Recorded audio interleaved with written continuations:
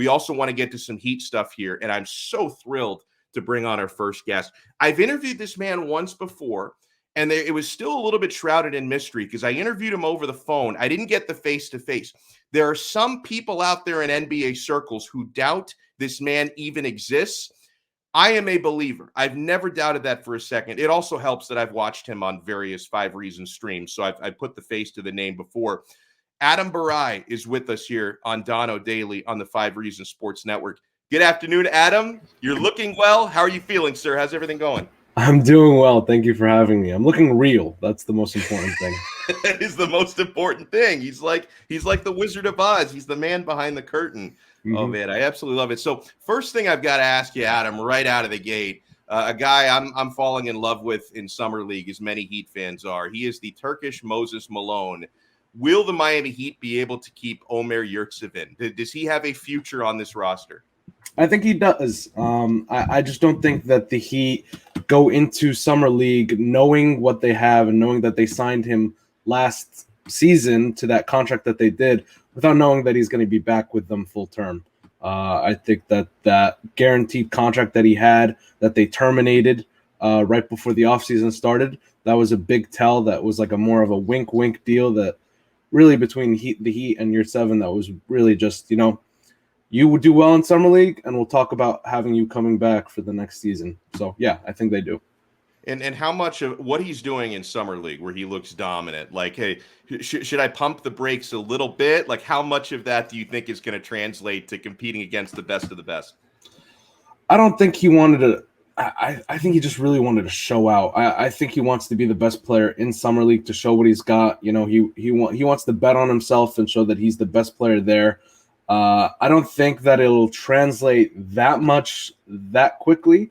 I don't really take much into account when he's shooting over, 6'5" guys, when he's 7 feet tall. I definitely want to see him defensively, how he would do, and I want to see if that shot translates into the NBA.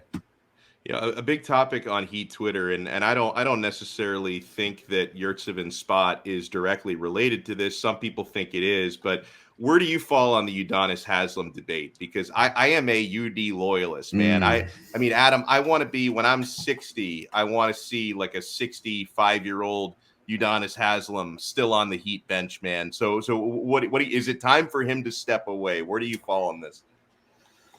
It's really tough because I love UD. I love everything about him. It's just I don't like this mentality that the world or the organization revolves around UD that some on Twitter have. I have the mentality that, he's here with us now. The organization won't fall apart if he's not with us. And I don't believe it should be up to him. I think it should be up to the organization. They have 3 spots. I would, at the very least, do my due diligence on those 3 players that you would want over UD. If one says no, you call UD. UD would not be my first call, but obviously I would not be complaining if he's back on the team. All right, so let's talk about the immediate future. When you look at those 3 spots, who do you think is next? Like, what are the remaining free agents you think could wind up in Heat colors before this free agency period is all said and done?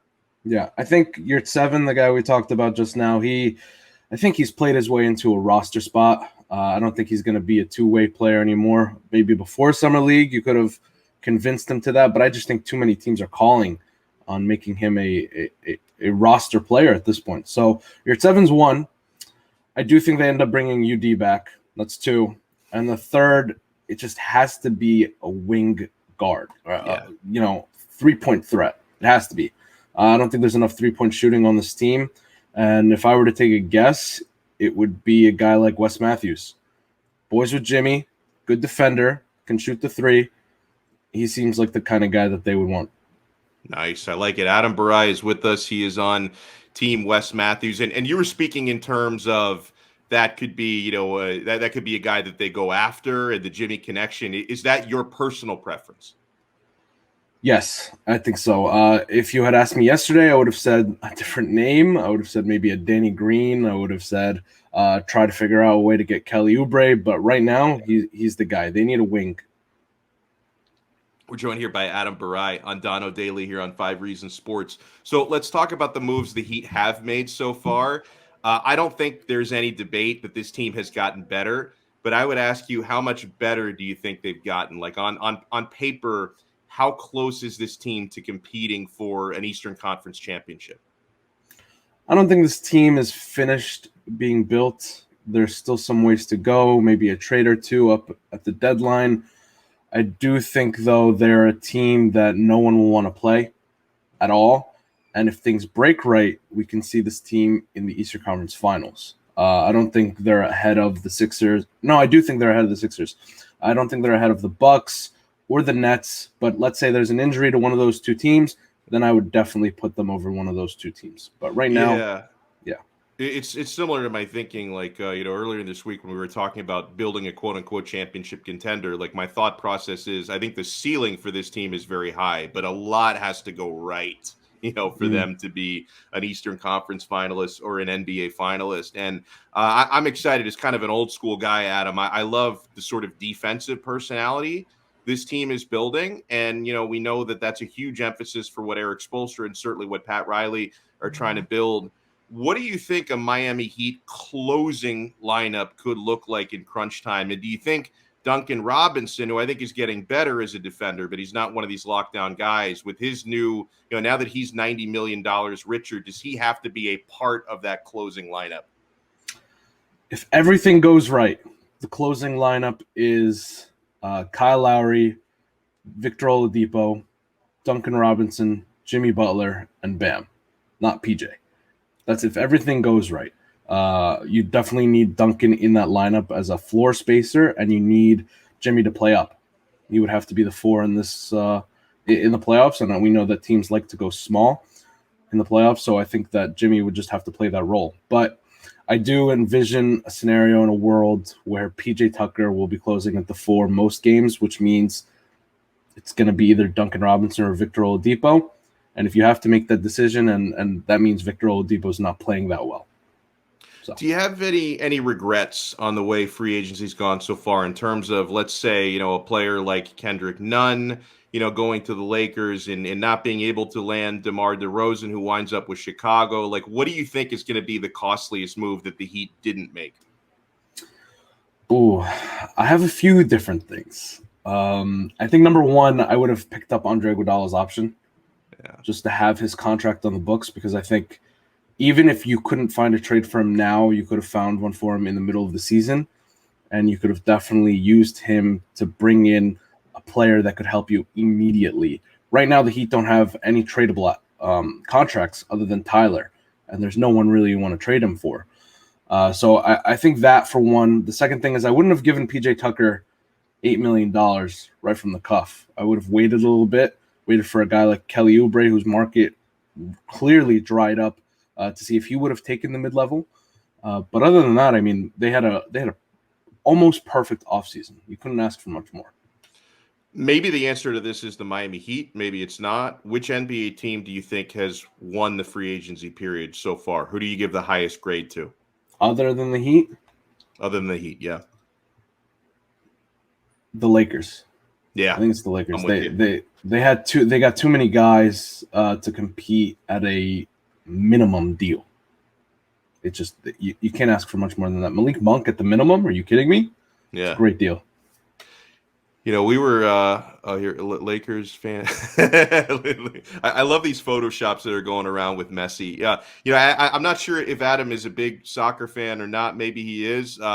Yeah, he's giving me the nod, So I like that. Now, something I was talking about opening the show, because I've gotten a lot of these questions from people because they know that I'm a soccer junkie. Like, is there an equivalent to you in American sports of something this big and this seismic of what's happening with Lionel Messi right now? Because and I threw out a handful of examples. I just think in terms of the media reaction to it, I do think summer of 2010, LeBron's decision, like the coverage for that, it felt very similar to the way this Messi thing is being covered. Is there anything else you can think of on what is like the best American sports equivalent to what's happening right now with Messi? See, the thing is, I think American sports are too romanticized in the sense that, like, they're just, I feel like we live in our own little bubble. And I don't think Americans understand the gravity of the Lionel Messi situation and how the whole world views it. So it would have to be something on that magnitude. I hear you on the LeBron thing. I don't think he would have rocked the world the way that Lionel Messi did. I'm going to go with MJ retiring the first time. That's a good one. Yeah. It's got to be that one. And it's timely because, you know, I remember that when I was a kid, but then we were all reminded of it with The Last Dance last year. So it kind of like retold that story for a whole new generation. So, yeah, I'm sure a lot of people are making those parallels as well. Well, we really appreciate the time here from Adam Borai. I guess, you know, on the way out here, you know, you love the Heat's offseason, as do I. You gave a shout to the Lakers. Who is the NBA championship favorite right now in your mind? Is it Los Angeles? Yes, it's the Lakers. I don't buy the Nets because they can't defend Anthony Davis. I just think LeBron is still the greatest player in the world, which is my opinion, and they just have too much firepower. Well said. Adam Borai, you want to make sure you follow him on Twitter. What's the Twitter handle, Adam? Throw that out for everybody. It's at Adam, like my name, and Borai. Beautiful. I don't have any others. I love it. And check him out all over the 5 Reasons Sports Network and 5 Reasons YouTube. Adam, thank you so much, my friend. We'll talk again soon, I'm sure. Thank you for the insight.